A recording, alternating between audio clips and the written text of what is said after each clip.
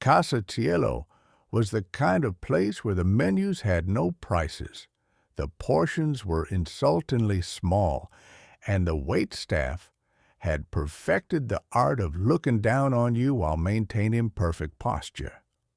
The kind of place that called itself approachable fine dining, which was a fancy way of saying you're about to spend $200 on a meal and still leave hungry. Jack, a man who looked like he had been constructed entirely out of sweatpants fabric and bad decisions, was currently making a scene in the middle of this prestigious establishment.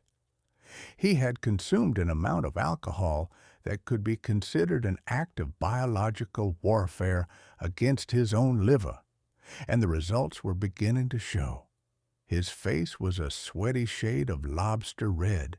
His shirt had somehow acquired more stains than it started with, and his glassy eyes held the confidence of a man who had never faced a single consequence in his life. A waiter, who was deeply regretting his career choices, approached cautiously. "Sir," he said, "we're going to have to ask you to leave." Jack frowned, squinting at the man like he was trying to read fine print.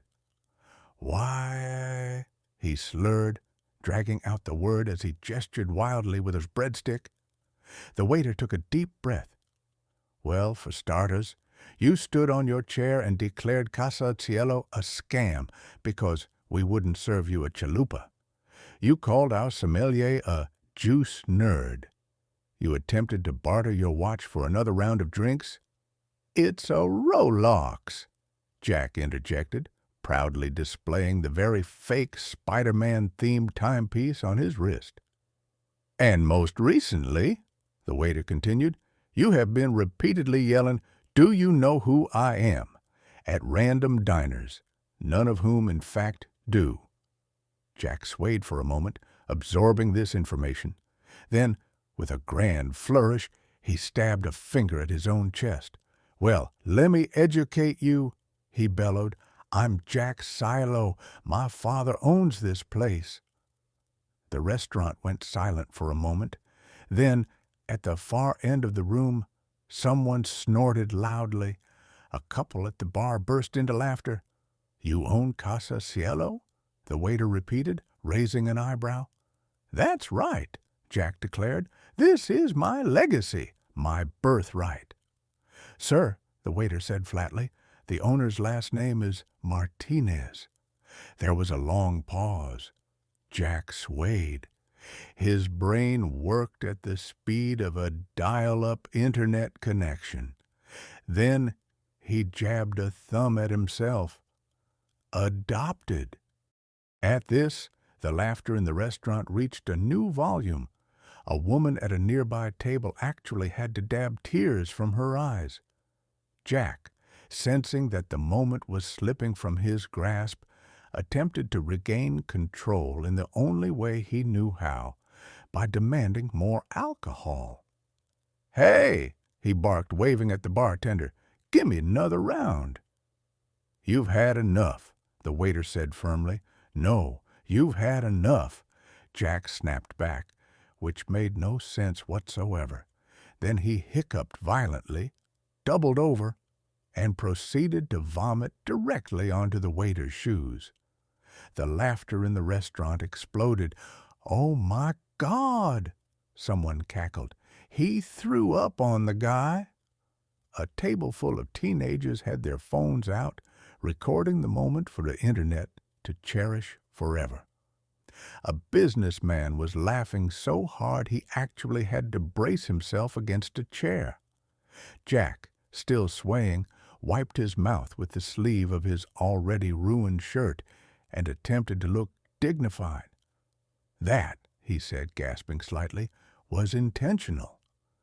But as he tried to straighten up, his face twisted in an expression of sudden and horrifying realization. A slow, creeping sense of dread spread across his features. The color drained from his face. Something had gone very wrong.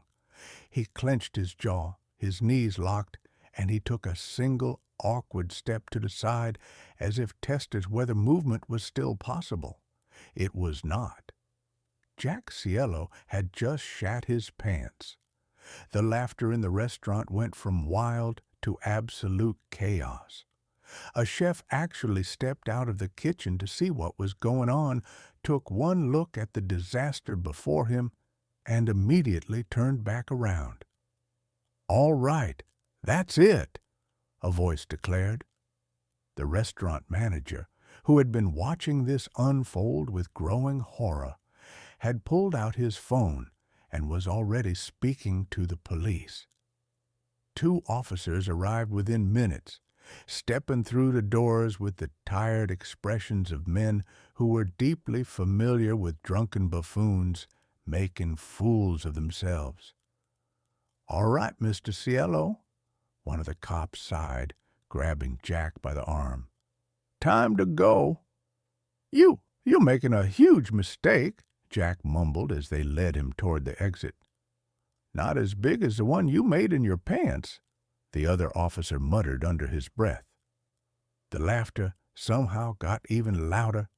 Jack's last act at Casa Cielo was to be stuffed, reeking and humiliated, into the back of a squad car, his grand reign coming to a tragic, pants-ruining end. And as the restaurant settled down, as waiters cleaned up the destruction he had left in his wake, as customers wiped away tears of laughter, one thing became clear. Casa Cielo might not have been Jack's birthright, but his downfall was absolutely their entertainment. The moral of the story? Actions have consequences, especially when they involve bad decisions in public places. And if the food doesn't agree with you, don't start a fight about it.